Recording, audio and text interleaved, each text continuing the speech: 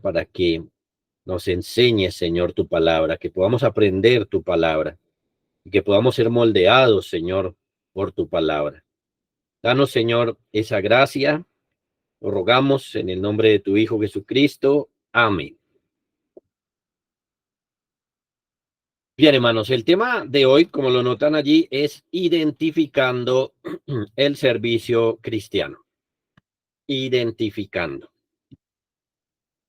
Lamentablemente, hermanos, este es uno de los temas que es un foco de confusión en la iglesia, especialmente por la ignorancia que hay del tema. Realmente no estudiamos mucho el tema. Algunas cosas que hay por ahí lo que hacen a veces es más confundir que aclarar.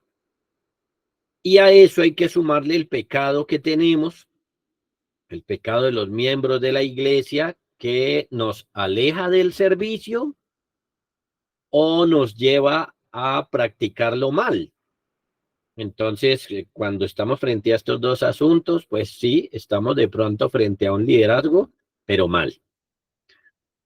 Muchos hermanos no saben qué son los dones, no saben cuáles son sus dones y pasan los años y siguen con lo mismo, no lo saben, pero no lo saben es porque realmente ya se convierte en una ignorancia pecaminosa, porque realmente no lo están buscando, no lo están aprendiendo.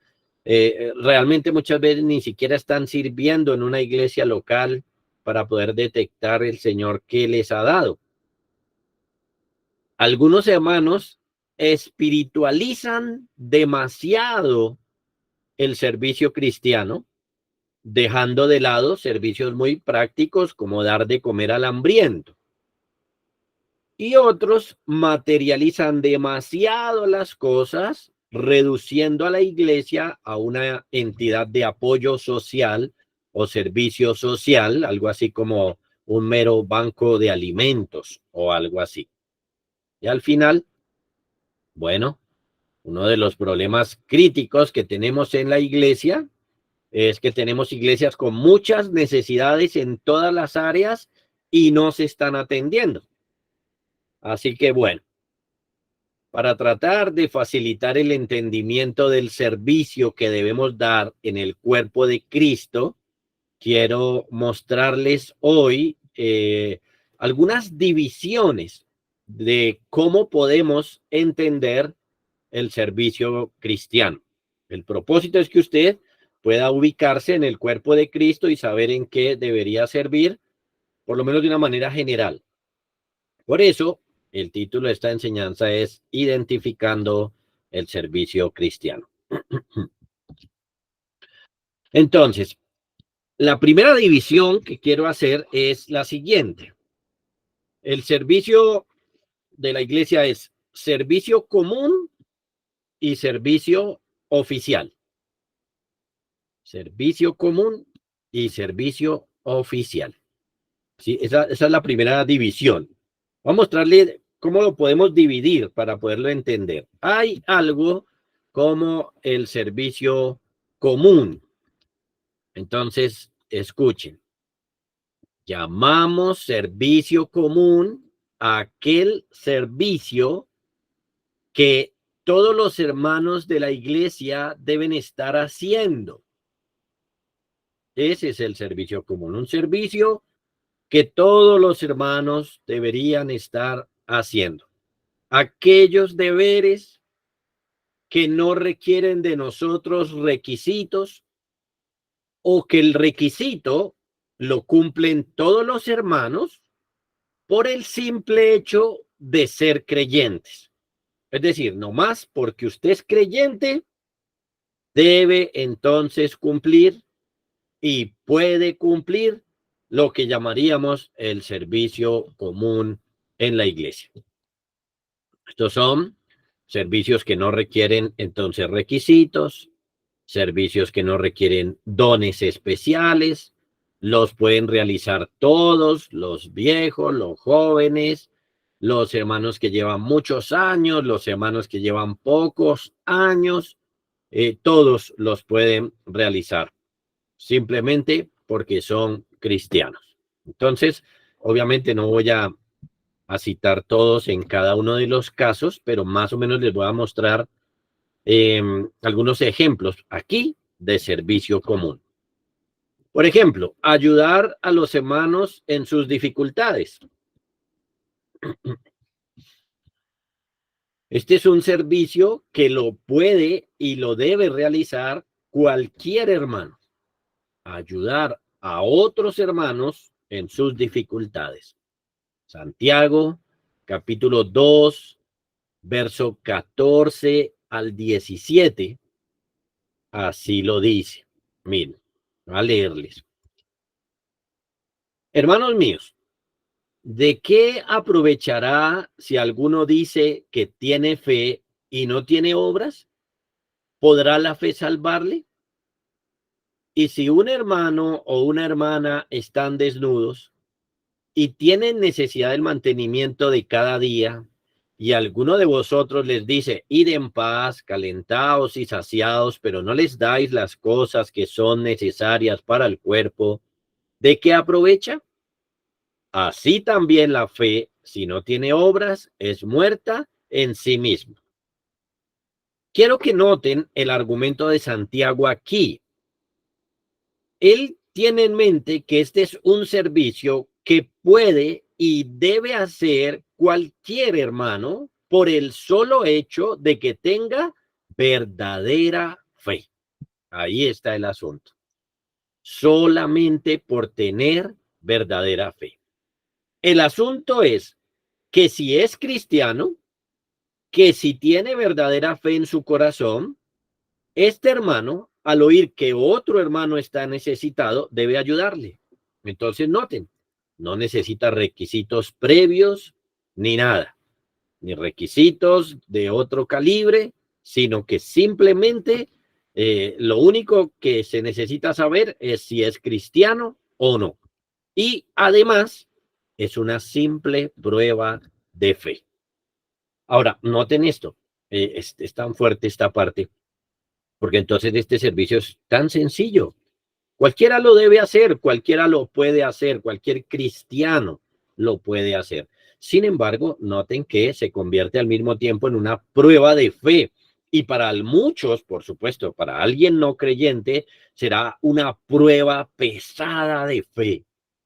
Ese desamor que haya en el corazón que hace que la persona no ayude a otro, que no le nazca ayudar a otro, bueno, pues en definitiva mostraría que ni siquiera es un creyente verdadero. Pero mire cómo, si se mira desde una posición, es algo enorme, algo grande, una prueba de fe. Si se mira desde otra posición, uno diría, es lo mínimo que debiéramos hacer, ayudar a los hermanos en sus necesidades. Así que aquí está. Ayudar a los hermanos es un servicio común. Otro, evangelizar a los perdidos. Esta, amados hermanos, es una tarea que todo cristiano puede y debe hacer desde lo poco o lo mucho que sepa. Desde lo poco o lo mucho. ¿Mm? Un caso que siempre le he señalado a los que me conocen es el caso de la mujer samaritana. Ella tuvo un encuentro con el Señor y podemos analizar, podemos ver lo que pasó ahí en ese encuentro. En el Evangelio de Juan, capítulo 4, en adelante. Un encuentro supremamente bueno para ella, por supuesto, y se nos ha dejado la información, se nos ha dejado la información para que nosotros podamos también sacar ahí provecho. Miren, por un lado, el Señor la evangeliza. Dice, vino una mujer de Samaria a sacar agua y Jesús le dijo, dame de beber. Pues sus discípulos habían ido a la ciudad a comprar de comer. La mujer samaritana le dijo, ¿cómo tú, siendo judío, me pides a mí de beber que soy samaritana? Entonces Juan nos explica, porque judíos y samaritanos no se tratan entre sí. Respondiendo Jesús le dijo, si conocieras el don de Dios y quién es el que te dice, dame de beber, tú le pedirías y él te daría agua viva. Así que noten, de esta manera, el Señor está tratando ahí con este asunto de evangelizar a esta mujer con una figura del agua viva que se utiliza varias veces en los evangelios. Luego, no solamente le habla de la vida y de la vida eterna y de esta agua que da vida eterna, sino también el Señor trata con el corazón de ella. Versos 17 y 18. El Señor allí le dice, ve, llama a tu marido y ven acá. Respondió la mujer y dijo, no tengo marido. Jesús le dijo, bien has dicho, no tengo marido, porque 5 maridos has tenido, y el que ahora tienes no es tu marido. Esto has dicho con verdad. A manera de paréntesis, noten que la unión libre no es válida para el Señor. Ella ahora tiene uno con el cual vive como esposos, como maridos. Pero el Señor le dice, pero ese no es tu marido, el que ahora tienes no es tu marido. Así que el Señor está tratando con el corazón fornicario de esta mujer. Ahora, por otro lado, el punto principal es que después de que el Señor hace esto con ella, tenemos una mujer que si ha creído en el Señor, acaba de creer en el Señor. Sin embargo, ella se va a hablar del Señor. De inmediato se va a compartir del Señor. Verso 28 y 29. Aquí leemos. Entonces la mujer dejó su cántaro y fue a la ciudad y dijo a los hombres, venid, ved a un hombre que me ha dicho todo cuanto he hecho. ¿No será este el Cristo? Usted nota en sus palabras que si esta es una evangelista, bueno, pues su discurso es muy pobre. Sin embargo, un discurso efectivo. Comparte lo poco que sabe del Señor y de eso el Señor permite que haya un efecto positivo. Ellos vienen al Señor, el Señor les predica y ellos creen, por lo menos de manera general. Y miren el verso 42 cómo lo dice.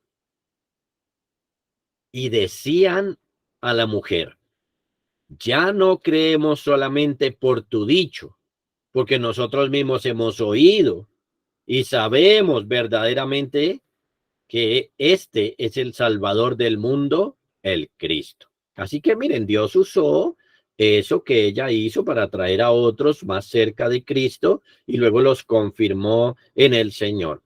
Con este ejemplo, nadie tiene excusa de no servir al Señor evangelizando. Nadie nos puede decir en la iglesia, pastores, que yo no sé nada, porque lo poco que sepa, eso es lo que tiene que compartir. Ahora, si no sabe nada, entonces, bueno, si usted ni siquiera es cristiano, y entonces ahí deberíamos hacer otra cosa, como empezar a evangelizarlo y otros asuntos. Si usted es un miembro de una iglesia y tiene ese argumento de que realmente usted no sabe del Señor, entonces debería perder su membresía, porque entonces necesitaría evangelizarla y llevarla a Cristo, etcétera. Lo poquito que sepamos puede y debe ser compartido. Así que en servicios comunes, noten, todos pueden y deben servir. Miremos entonces la otra parte. Esos serán servicios comunes. Entonces veamos servicios oficiales.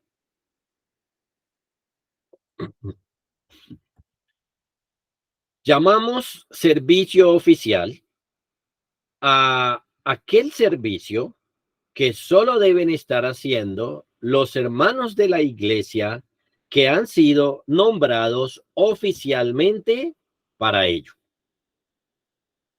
Que hay una gran diferencia, ¿no? Servicios comunes, todos desde el más nuevito. Servicios oficiales, bueno, ahora no. Quietos ahí, Solamente lo deben estar haciendo los que son nombrados oficialmente para ello. Ahora, ¿cómo podemos distinguir estos servicios oficiales? Hay por lo menos dos formas. Por ejemplo, porque estos oficiales son llamados a esa tarea. Es un punto muy importante. Pastores y diáconos son los únicos dos oficiales de la Iglesia de Cristo y ambos deben ser llamados. Por ejemplo, en el caso de los pastores, ellos son llamados por Dios y es lo que podemos leer en 1 Timoteo 3:1.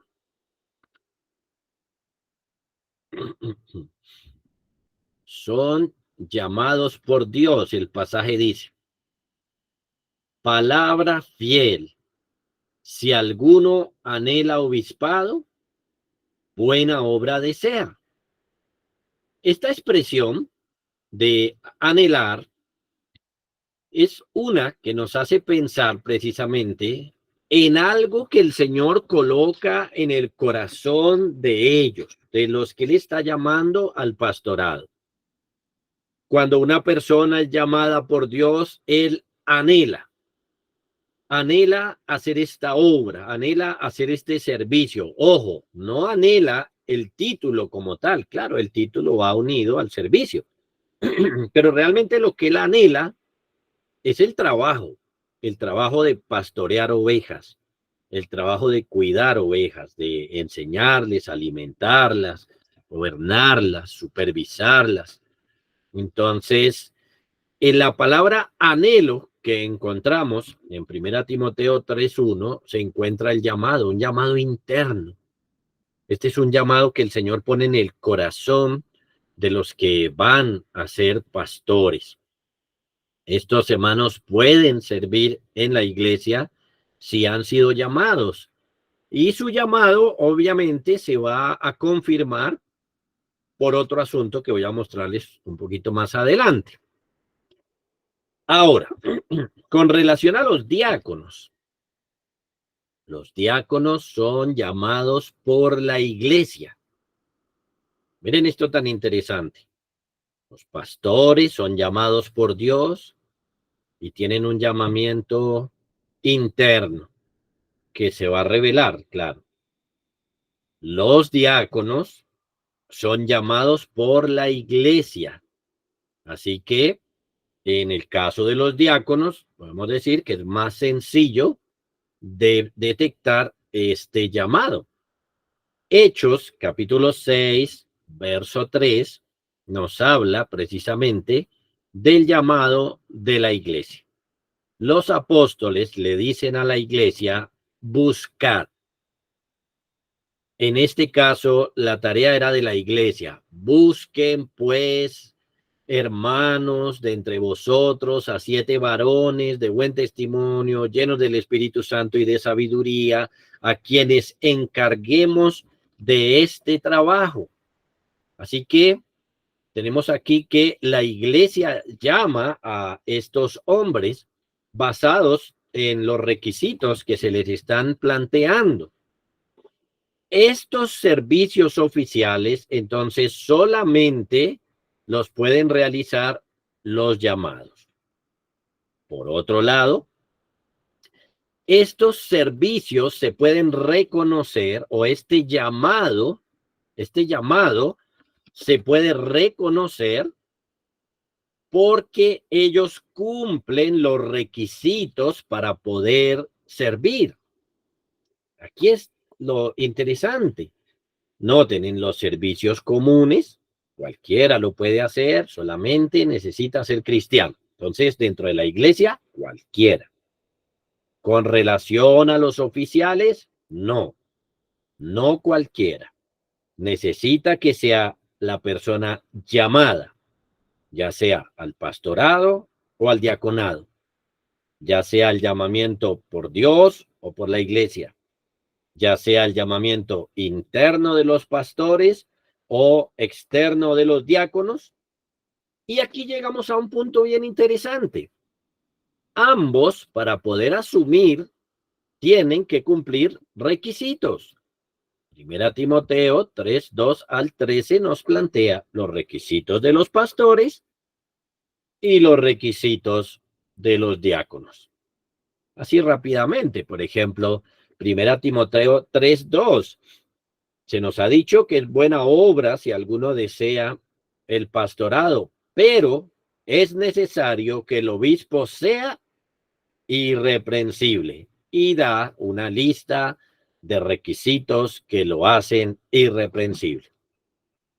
Luego, en Primera Timoteo 3:8, nos dice, los diáconos asimismo, ellos también deben cumplir requisitos y se plantean allí, deben ser honestos, sin doblez, no dados a mucho vino, etcétera. Así que ahí está la gran diferencia. Tenemos en la iglesia servicios comunes y tenemos en la iglesia servicios oficiales. El común, cualquiera lo puede hacer, solamente que sea cristiano. El oficial lo debe hacer el que es llamado y que cumple los requisitos. Entonces, amados hermanos, con esto en mente, ubíquese en el servicio según su posición, común u oficial. Segundo, tenemos servicio masculino y servicio femenino. Bueno, aquí es más fácil ubicarse, ¿no? Simplemente, ¿qué soy? Y ya. Pero, lamentablemente, debemos decirlo, hay muchos hermanos, varones, en las iglesias que quieren sacar a las hermanas del servicio cristiano. Las quieren sacar, por ejemplo, del evangelismo. Y responda a esta pregunta en su mente. ¿El evangelismo es qué? ¿Servicio común o qué? Las quieren sacar del discipulado. Las quieren sacar de todo lo que el Señor les ha dado para que hagan en la iglesia. Y eso ha hecho su efecto. No es casualidad que donde hay hermanas que no hacen nada, los varones tienen conceptos malos del servicio cristiano. Pero aquí hay dos polos, por supuesto. Tenemos hermanas que no hacen nada y tenemos de pronto otros extremos en el interior de las iglesias donde hay hermanas que hacen lo que no deberían hacer. Bueno, veámoslo así. Entonces, el servicio femenino. ¿Qué pueden y deben realizar las hermanas en la iglesia? Bueno, creo que no debería decirlo porque ya lo dije, pero como también dije que hay hermanos que tienen conceptos malos, entonces tengo que decirlo. Las hermanas pueden y deben realizar evangelismo y discipulado. Las hermanas deben conocer el evangelio para que ellos lo puedan compartir a todos los que puedan, sin importar si se lo comparten a hombres o a mujeres, pero sí guardando las reglas de la ética. Esto es supremamente importante. Por ejemplo, hay hermanas que no se preocupan por conocer su Biblia y uno se pregunta, yo me pregunto, entonces, ¿cuándo evangelizan a sus hijos? No evangelizan a sus hijos, empezando por ahí. Pero luego también, este es un servicio común. Entonces, las hermanas, solamente por tener o cumplir el requisito de que tienen fe, deberían evangelizar y discipular. Entonces, hay que mirar si lo está haciendo, si no lo está haciendo. Y si no lo está haciendo, ¿por qué no lo está haciendo? Pues tenemos un caso maravilloso. Pues uno podría decir uno claro. En Hechos, capítulo 18, verso 24 al 26.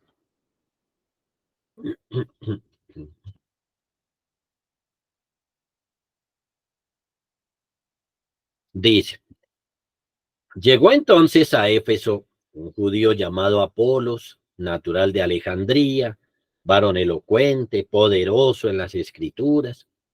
Este había sido instruido en el camino del Señor y siendo de espíritu fervoroso, hablaba y enseñaba diligentemente lo concerniente al Señor, aunque solamente conocía el bautismo de Juan. Y comenzó a hablar con denuedo en la sinagoga, pero cuando le oyeron, Priscila y Aquila le tomaron aparte y le expusieron más exactamente el camino de Dios. Este pasaje es muy interesante porque nos muestra que las mujeres, o más bien lo que las mujeres pueden y deben hacer, y además nos muestra una buena interpretación de lo que vemos en otros pasajes concerniente a la mujer. Porque, por ejemplo, algunos interpretan mal, porque en otro lado dice que la mujer debe guardar silencio, entonces como que los esposos piensan que ellas no deben hablar en ningún lado y de ningún tema. O sea, si llega la hora del almuerzo, tampoco pueden hablar.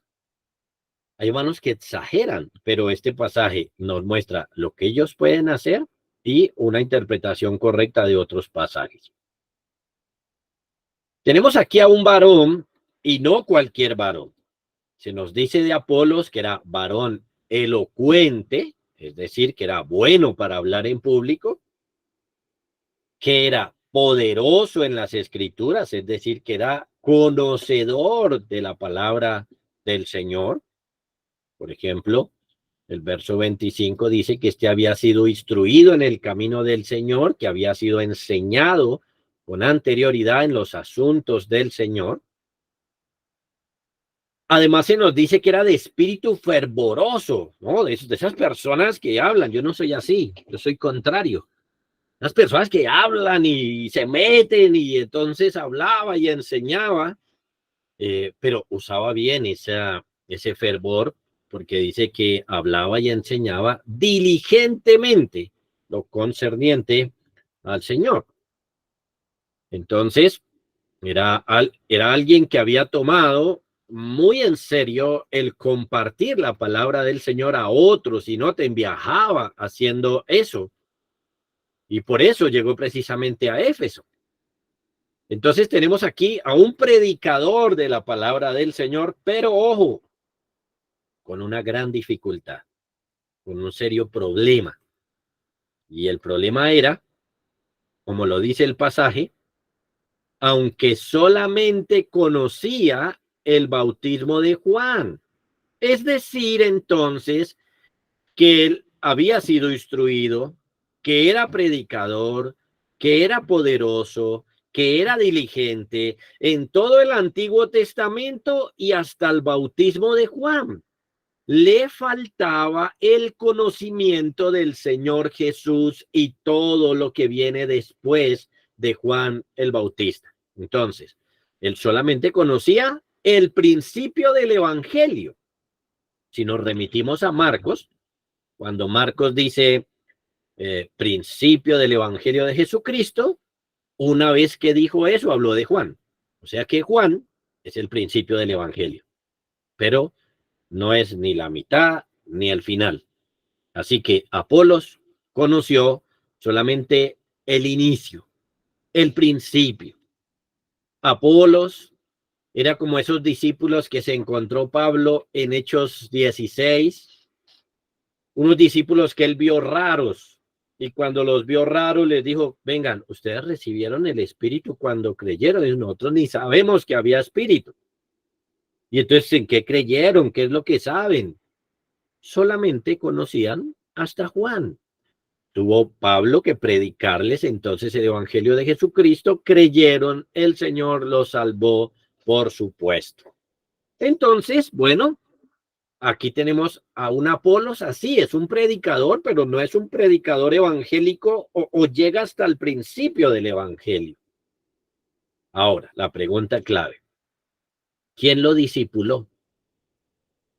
¿Quién lo sacó de la ignorancia en la que estaba de la palabra del Señor? El pasaje nos dice que es una pareja.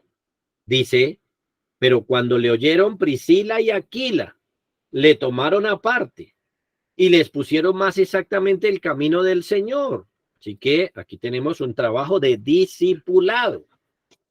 Ahora, Priscila es mencionada primero con el propósito de mostrarnos su trabajo ahí. Es decir, que Priscila, de alguna manera, por alguna razón, fue la que encabezó la reforma del conocimiento de Apolos.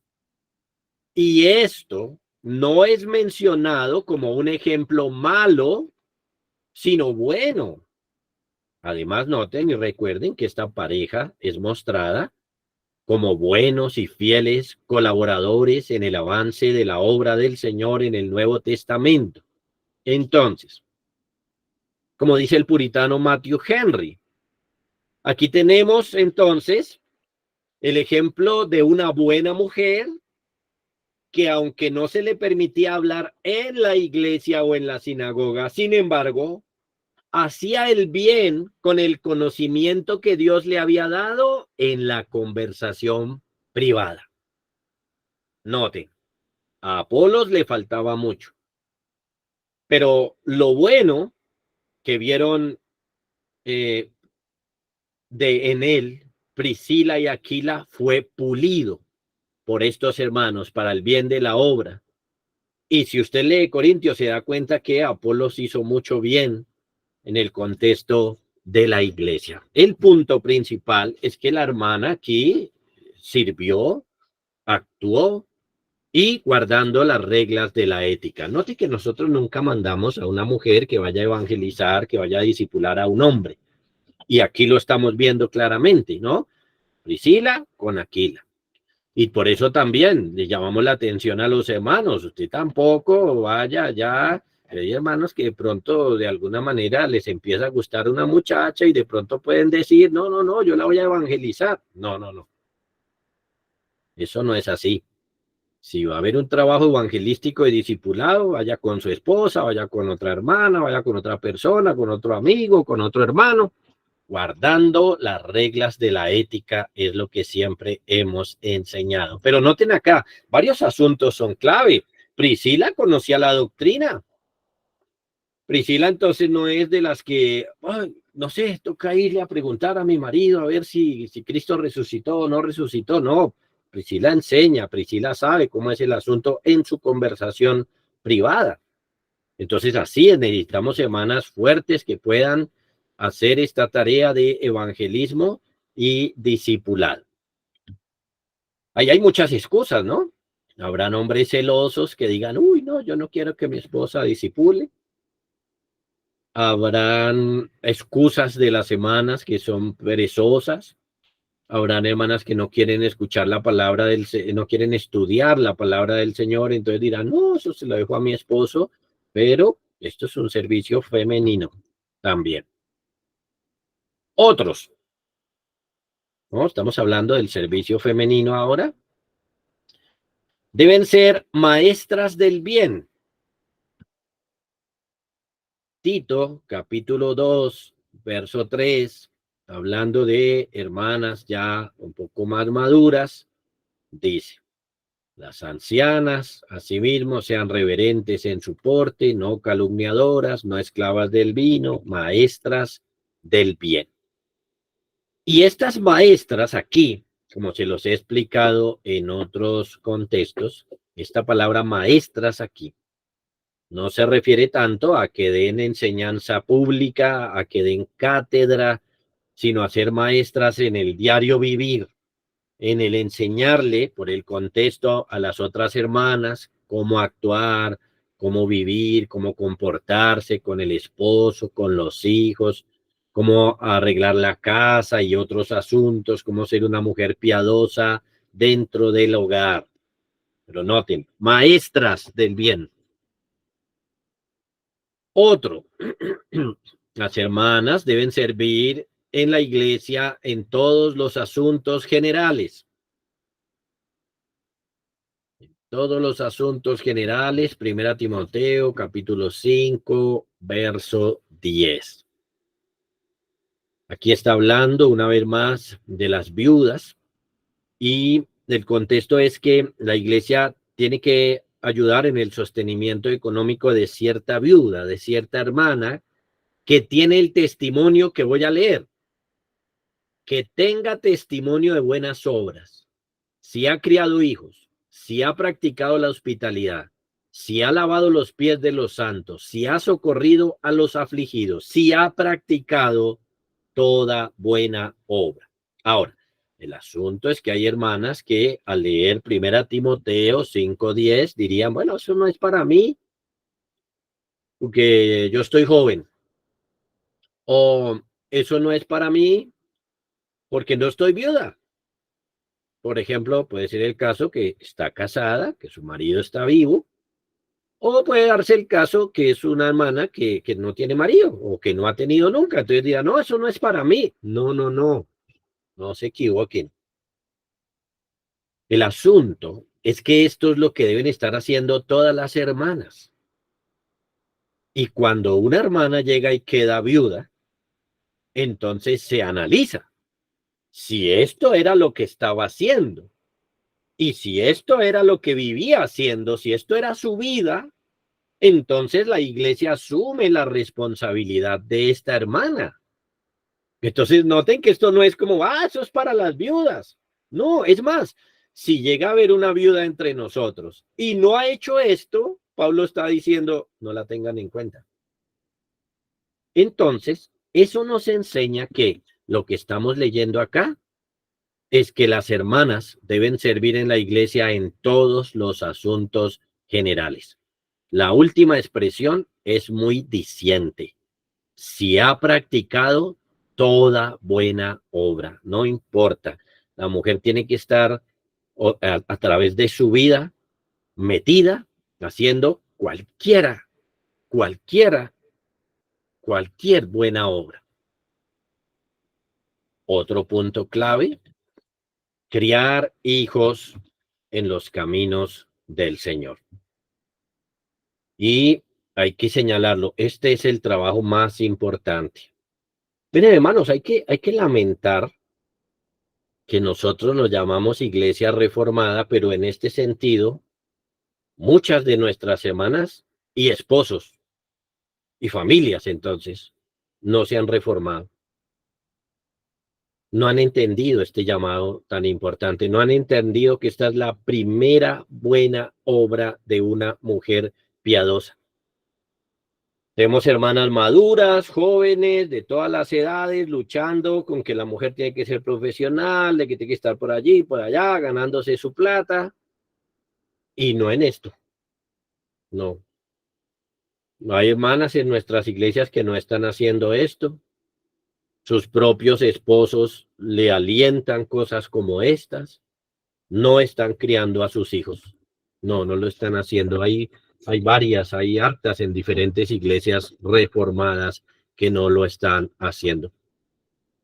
Precisamente cuando Pablo está mostrando el rol de la mujer en la iglesia, en 1 Timoteo, capítulo 2, está hablando del rol del hombre, del rol de la mujer en la iglesia. Le dice a la mujer algunos asuntos y le dice lo que no debe hacer y lo que sí debe hacer. En cuanto a lo que sí debe hacer es que dice, se salvará engendrando hijos si permaneciere en fe, amor y santificación con modestia. Básicamente, lo que el Señor está diciendo acá es que esta es su obra. Evangelizar a sus hijos, discipular a sus hijos, enseñarlos en el camino del Señor, en las buenas obras, enseñarlos en asuntos como el dominio propio, saber controlar hasta donde puedan, porque pues obviamente nuestros hijos no son cristianos hasta que lo sean, darles las herramientas necesarias, mostrarles el camino correcto, que sean personas útiles para esta sociedad y si el Señor los llama puedan ser útiles para el reino de los cielos. Esto es una tarea ardua que muchas hermanas no están haciendo. Y esta es su tarea. Noten el argumento divino, porque Dios inspiró la Biblia. Dios inspiró 1 Timoteo. Noten el argumento divino. El Señor le dice, no se preocupe usted por enseñar, no se preocupe usted por estos asuntos de la iglesia, usted preocúpese por engendrar hijos. Es bien interesante. Las semanas necesitan poner el corazón en esto porque aquí está su tarea. Es decir, hermanas, en el día del juicio, el Señor las va a probar su servicio. ¿Dónde está su servicio? Y el primer lugar donde va a mirar es en la casa, por supuesto, en su casa. Pasemos entonces a la otra cara en esta parte, el servicio masculino. Además de todos los servicios comunes que deben hacer los hermanos, se les da el llamado, la posibilidad, ojo, posibilidad de enseñar y gobernar. Y voy a utilizar este mismo contexto, este mismo pasaje que estaba leyendo acerca de la mujer, primera a Timoteo, capítulo 2, verso 12 al 14 y bueno, al 15. Ahí está hablando de la mujer, pero obviamente eso nos da la otra cara.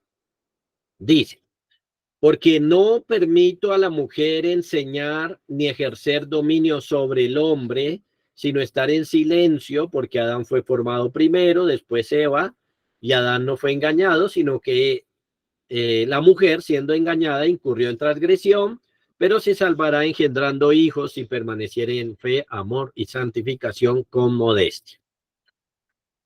El pasaje nos muestra que las mujeres no se les permite ser pastoras, maestras ni dirigentes de la iglesia, lo que nos muestra que esto está limitado para ellas, está prohibido para ellas, pero para los hombres, según sus dones y su llamamiento, no.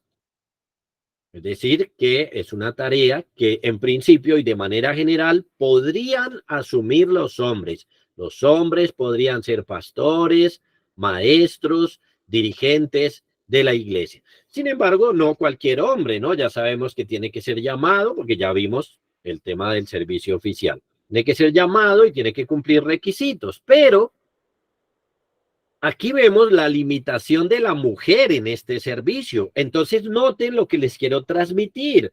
El Señor en estos pasajes nos muestra que hay tal cosa como un servicio en la iglesia femenino y masculino.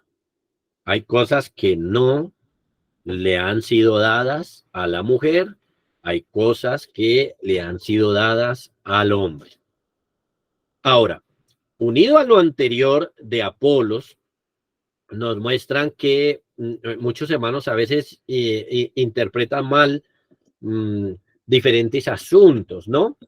Noten que aunque aquí dice que a la mujer no se le permite enseñar, es en culto público. Ella no puede ser pastora, ella no puede dirigir, ella no puede enseñar en culto público, pero ella puede discipular, como lo vimos en el caso de Apolos. Entonces, ese pasaje también nos ayudaba a interpretar mejor estos otros, ¿cierto? Hay que darle un buen manejo. ¿Y por qué hay que darle un buen manejo? Porque hay quienes quieren privar a las mujeres absolutamente de su servicio. Entonces, nosotros no debemos dejar que eso pase. Las mujeres pueden y deben discipular, ya lo vimos. Pero aquí sí hay cosas que las mujeres no pueden hacer. Ellas no pueden ser oficiales, mientras que los hombres sí pueden ser oficiales. Ahora, las mujeres no deberían sentirse mal, porque miren, aunque las mujeres no pueden ser oficiales y los hombres sí, todos los hombres no son oficiales. Es decir, hay un montón de hombres que están excluidos de este tema. Si lo pensamos por género, los hombres podrían, sí, pero no es de género meramente, es de género y otras cosas. El Señor los llame y que cumplan los requisitos. Entonces, ahí, supremamente importante, sí hay tal diferencia como un servicio masculino y femenino. Tercero, también podríamos dividir el servicio cristiano en servicio material y espiritual. Hay que hacerlo así porque el ser humano es material y espiritual. El ser humano es ambas cosas. Y por eso a veces es tan difícil separar correctamente lo material de lo espiritual. Noten que uno puede enfermarse en lo físico por un asunto espiritual. O puede pasar al revés. También puede pasar al revés. Porque somos ambas cosas, físico y espiritual. Ambas cosas. Pero vamos a tratar de distinguir algunas cosas aquí. Entonces, por ejemplo, hay algo como un servicio material.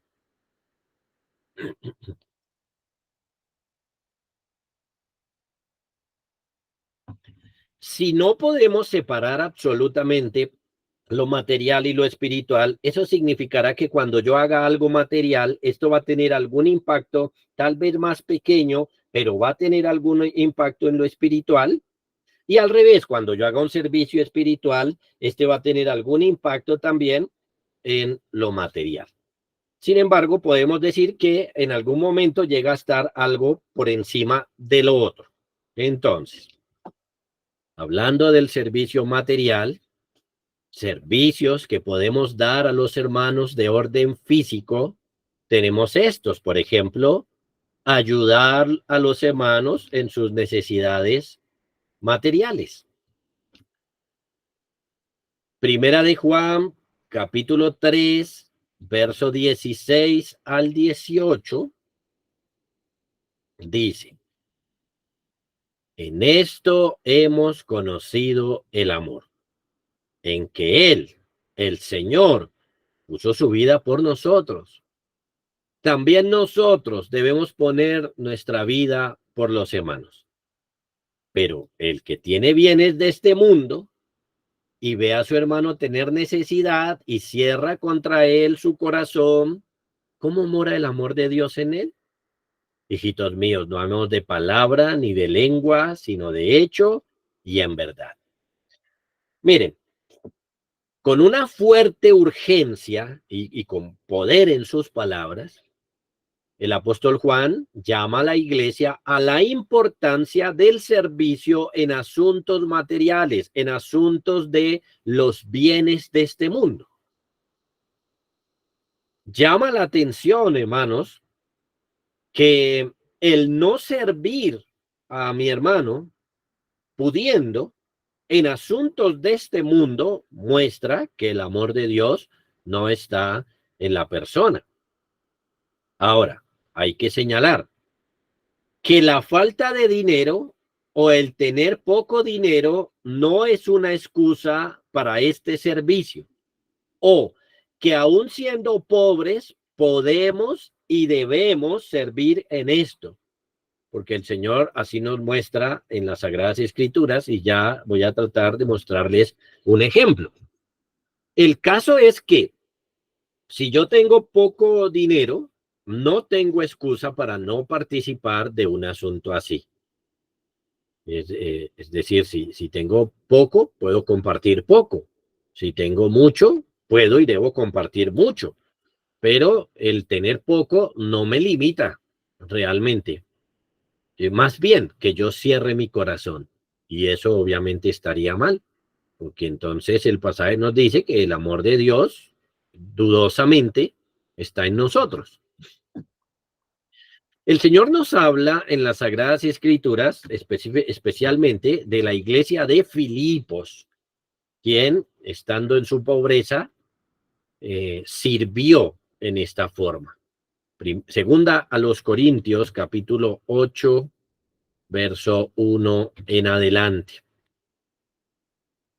Dice: asimismo, hermanos, os hacemos saber la gracia de Dios que se ha dado a las iglesias de Macedonia, que en grande prueba de tribulación, la abundancia de su gozo y su profunda pobreza abundaron en riquezas de su generosidad. Pues doy testimonio de que con agrado han dado conforme a sus fuerzas y aún más allá de sus fuerzas, pidiéndonos con muchos ruegos que les concediésemos el privilegio de participar en este servicio para los santos.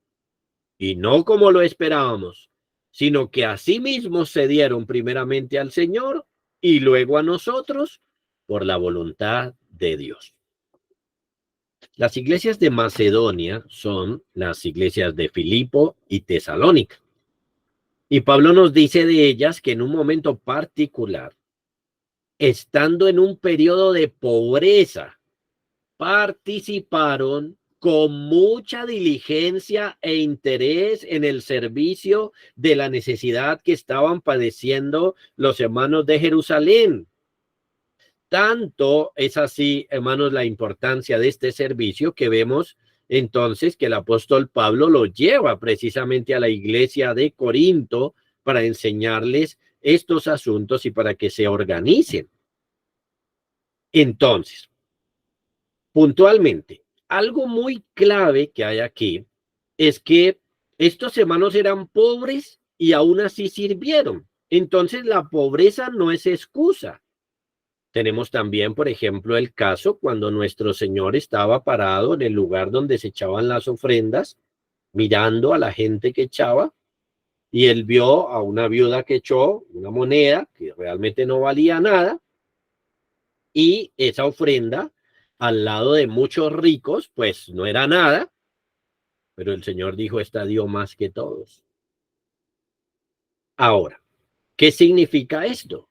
Significa que de lo poco que yo tenga, si de eso mismo yo saco y doy algo, entonces me doy cuenta, por un lado, que puedo servir, que realmente sí puedo servir, que mi pobreza no es excusa para no servir. Y tenemos entonces el caso aquí de la iglesia de Filipos. Así que, hermanos, estamos siendo llamados precisamente a ayudar en los asuntos materiales y tanto es así que el apóstol Pablo también da enseñanzas para que en los cultos se pueda organizar estos asuntos dependiendo del caso. Por ejemplo, primera los Corintios 16, 1 y 2 dice, en cuanto a la ofrenda para los santos, noten, ofrenda para los santos, una ofrenda que se va a recoger para los hermanos que estaban en necesidad en Jerusalén. Entonces, Pablo da la regulación para que se recoja esa ofrenda de cierta manera. Dice, hagan ustedes como le mandé también a las iglesias de Galacia. Cada primer día de la semana, es decir, el domingo, cada uno de vosotros ponga aparte algo según haya prosperado y la idea es que la iglesia lo guarde para que cuando yo llegue no se recojan ofrendas. Así que se está organizando la iglesia para que se suplan las necesidades de los hermanos de la iglesia local y también de otras iglesias o hasta de otras iglesias. Tenemos también otro servicio, cuidar, eh, cuidar la salud de los hermanos hasta donde se pueda.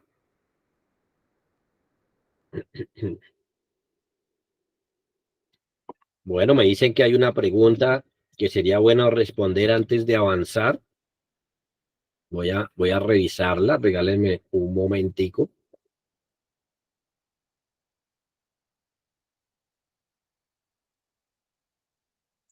Bueno, tenemos aquí, la pregunta es, ¿este servicio lo puedo realizar de manera particular o independiente o únicamente a través del diaconado? Bueno, cuando miramos los diferentes pasajes, nos damos cuenta que a veces se está haciendo un énfasis de manera personal y otras veces se está haciendo un énfasis de manera eclesial. Por ejemplo, podríamos decir, que Santiago y Juan, que hemos leído, está hablando de manera personal, ¿no? Si usted ve a un hermano necesitado y cierra contra él su corazón, está hablando de manera personal, aunque ahí no está hablando que la ofrenda se dé o no de manera personal, pero podría darse el caso, porque no nos está diciendo el contexto. Podría darse el caso que yo me entero, no en culto, el miércoles, el martes, de pronto voy a visitar a un hermano y el hermano está en necesidad y cierro contra él mi corazón. No, ahí tendría que abrir mi corazón. Pero también tenemos este pasaje de 1 Corintios 16:1, ¿cierto? Donde se nos habla de recoger ofrendas para el asunto. Entonces, ¿cómo de manera sabia podemos hacer uso de estas dos formas, personal o a través del diaconado? ¿Cómo puedo hacer uso de esto?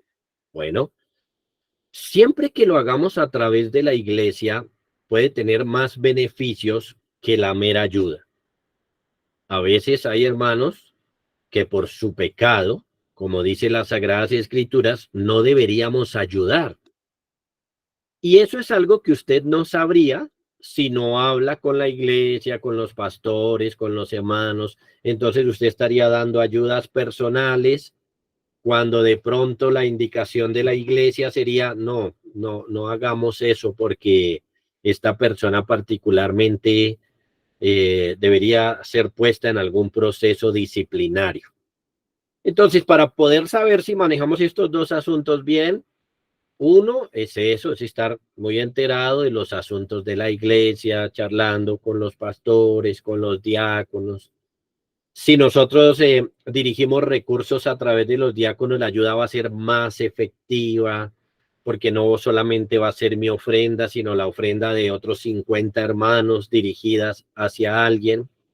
Pero también usted tiene que juzgar propio alguna necesidad particular conforme al conocimiento que tenga de un hermano. Por ejemplo, usted conoce que un hermano es un hermano trabajador y por alguna razón algo pasó. Por ejemplo, usted se encuentra el martes un hermano y le dice, hermano, es que me acaban de robar. Pues usted no va a decir, hermano, espere, hablo con el pastor, mañana y pasado mañana miramos. No, hay que buscar la manera de resolver el asunto de una manera práctica y que sí solucione los problemas. Bueno.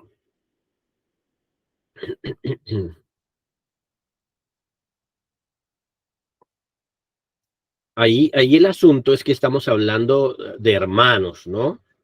Hermanos, tanto el hermano que ayuda como el hermano que recibe la ayuda. Porque también a veces en el contexto de la iglesia hay personas que están allí y no son creyentes, pero bueno, ahí ya estaríamos hablando de otro asunto. Entonces, bueno, creo que con esto espero haber respondido la pregunta que teníamos. Otro asunto entonces, hermanos, es que tenemos que dar cuidado en la salud de los hermanos hasta donde podamos. Miren, es curioso y ahorita en la pandemia se notó. La iglesia siempre ha sido una ayuda enorme en estos asuntos de salud. Siempre ha ayudado. Claro, ahora tenemos una sociedad más secularizada que no vio la importancia de la iglesia. Un gran sector de nuestra sociedad no lo ve. Claro, eso también es por culpa de la misma iglesia, pero al interior de la iglesia tenemos un pasaje muy bueno como Santiago capítulo 5, verso 14. Dice, ¿está alguno enfermo entre vosotros? Llame a los ancianos de la iglesia y oren por él, ungiéndole con aceite en el nombre del Señor. Bueno, no es mi tema y me alargaría mucho, pero lo que creemos con relación a este tema del aceite es que es un asunto medicinal. Básicamente lo que está diciendo es oren por él y hagan lo que se pueda con el tema del aceite, ¿cierto? Así que el Señor nos está llamando a tener estas ayudas también, por ejemplo, en una herida, en una llaga, es algo por lo que uno puede orar. Claro que no cualquier herida, ¿no? Ahora no vamos a convocar, por ejemplo, a la iglesia porque el niño se raspó la rodilla, ¿no? Siendo sensatos. Pero el punto es que el aceite en las Sagradas Escrituras es un asunto medicinal y no espiritual, y entonces se me está llamando ahí precisamente a hacer algún trabajo también de orden material en la salud de los hermanos. Claro, lo mejor que podríamos hacer en algunos casos es mandar a un hermano pues para el médico, pero hay muchos otros casos donde podemos hacerles un agua, donde podemos hacerles un masaje, donde podemos buscar una ayuda para su salud de este orden. Eso en cuanto a la salud de los hermanos. En cuanto al cuidado de asuntos domésticos, vean, esto es bien interesante. ¿Mm? En cuanto al cuidado de asuntos domésticos, Juan 3, verso 5. El Señor Jesús, del Señor Jesús se nos dice, luego puso agua en un lebrillo y comenzó a lavar los pies de los discípulos y a enjugarlos con la toalla con la que estaba ceñido. Aquí tenemos a un hombre, al Dios hombre, haciendo esto. Esto es maravilloso. Y no solamente haciendo esto, sino con eso llamándonos a los demás a hacer eso. Con esa enseñanza, el Señor estaba llamando a sus discípulos a que ellos, otros hombres, hicieran también esto, ya sea ellos personalmente en algunos momentos o como también era costumbre a través de algunos siervos que habían. Pero noten, el asunto es que estemos pendientes de esto, de asuntos más domésticos. Los hombres, hay hombres que están totalmente desconectados de asuntos domésticos. Totalmente desconectados. Sí, además que no, o sea, como dicen por ahí, se les quema el agua hervida, ¿no? Se les quema el huevo tibio, no saben hacer nada. Y no solamente que no saben hacer nada, sino que no sirven. Miren, el mismo Señor haciendo un asunto como este nos llama también a dar cuidado en asuntos domésticos, ya sea que yo mismo lo haga, eso es una enorme posibilidad, o ya sea a través de otro, estar pendiente de la necesidad en asuntos domésticos que tienen nuestros hermanos. Y por supuesto, es algo que también se dice claramente de las hermanas, ¿no? Por ejemplo, 1 Timoteo 5:10 se dice que tenga testimonio de buenas obras, si ha criado hijos, si ha practicado la hospitalidad, ahí viene, si ha lavado los pies de los santos. Así que hombres y mujeres haciendo esta tarea. Asuntos generales, la hospitalidad y otros asuntos son también, hermanos, importantes que nosotros realicemos desde el punto de vista material. Permítame hablar entonces de la otra parte, servicio espiritual, ¿no? Material, espiritual. Estos son todos los servicios que tiendan a mejorar la relación de los hermanos con Dios. Por ejemplo, su santificación. Los servicios espirituales son aquellos que tienden a mejorar la relación de mi hermano con Dios. Entonces, por eso, la Escritura nos dice que debemos exhortarnos. Leemos, por ejemplo, en Hebreos 3:13, antes exhortaos los unos a los otros cada día, entre tanto que se dice hoy, para que ninguno de vosotros se endurezca por el engaño del pecado. Ahora, ha sido difícil quitarle de la mente a los hermanos que exhortar no es regañar. Eso yo no sé por qué se les metió en la mente, pero uno lo sigue oyendo. Y no, es que está exhortando a un hermano. Sí, ¿qué le dijo? Y lo está regañando. No entiendo por qué piensan que exhortar es regañar. Exhortar es animar, animar, animar a que hagan algo o dejen de hacer algo. Entonces, aquí dice, antes anímense los unos a los otros cada día, entre tanto que se dice hoy, para que ninguno de vosotros se endurezca por el engaño del pecado. Exhortarnos. Otro, amonestarnos. Romanos 15:14.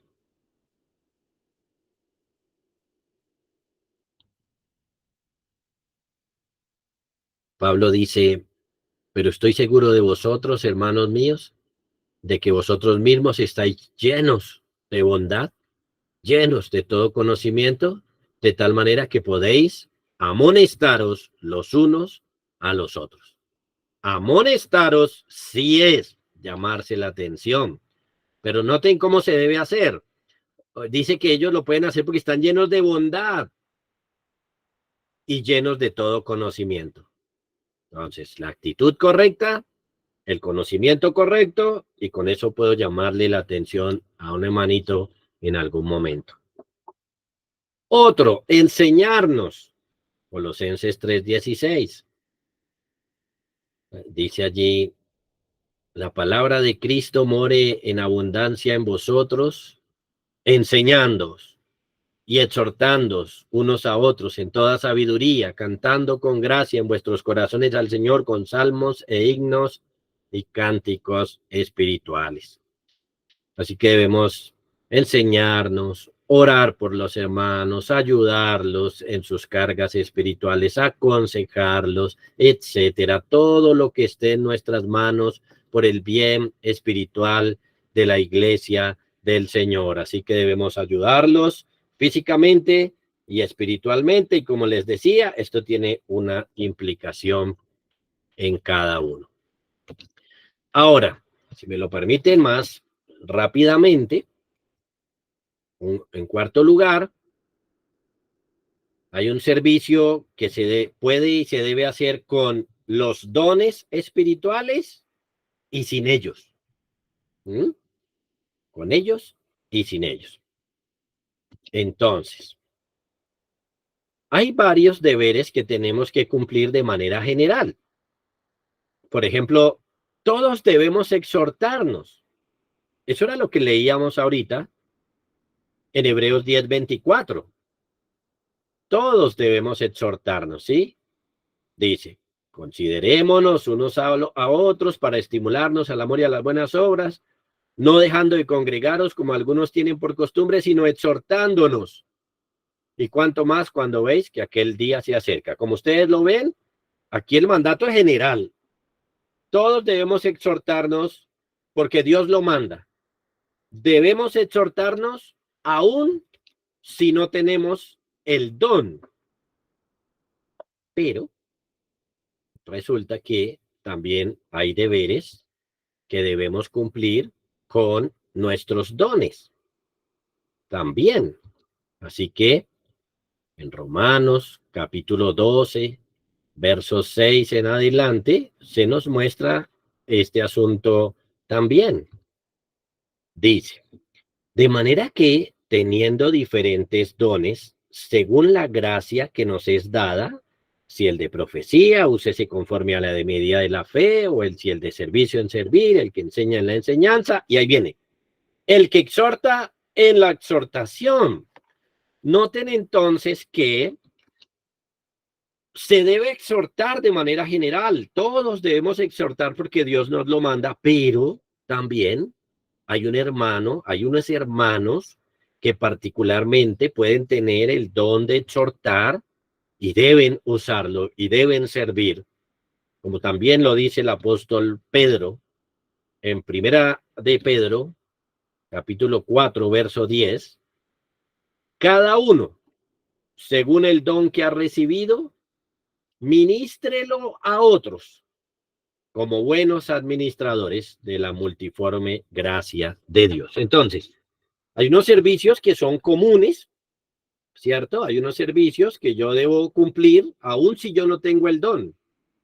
No me puedo excusar y decir, ay, yo como no tengo el don de exhortar, no exhorto. No, tengo que hacerlo.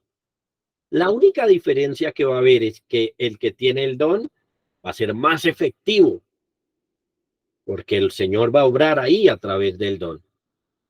Pero imagínense, si todos lo estamos haciendo, entonces hacemos lo que Judas en algún momento decía, por todos es convencido. Así que bueno, hermanos, la idea es, ubiquémonos en el servicio según el caso. Aquí, según los dones, y sirvamos a la iglesia del Señor con nuestros dones. Pero si el Señor también me manda a hacer cosas independientemente de los dones, hágalo. Estemos prestos a servir. ¿Mm? Estemos prestos a servir. Bueno, hermanos, esta es la enseñanza. Oremos aquí y ya miramos alguna pregunta que han puesto. Padre, gracias te damos por este tiempo que nos has dado, Señor, por poder clasificar el servicio en nuestra mente de tal manera, Señor, que no pongamos excusas frente al servicio, sino que más bien, ubicándonos correctamente, sirvamos como el cuerpo que somos, como nos has hecho, como nos has formado, Señor, como iglesia. Que este servicio edifique tu iglesia, la fortalezca y sea, Señor, entonces un lugar de adoración, donde tú seas exaltado y donde haya mucho bien para las personas. Por tu Hijo Jesucristo lo rogamos. Amén.